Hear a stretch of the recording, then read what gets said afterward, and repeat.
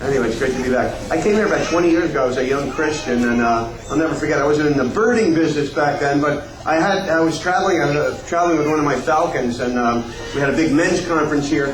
Keith Tushy, you probably know him, was here, a great guy, and he said, gee, he pulled me out of the audience, he goes, why don't you share a little bit about your bird? I'd never really done any public speaking before, and he kind of like grabbed me and, come on, go for it. So I went for it.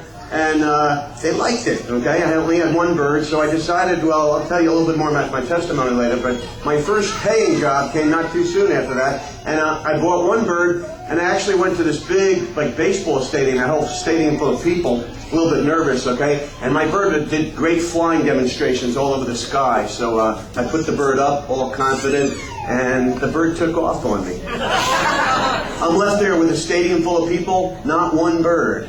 And I actually was, at one point I stumbled and I was down on my knees, and I figured while I was down there, why not pray? And I said, God, get me out of this, you know.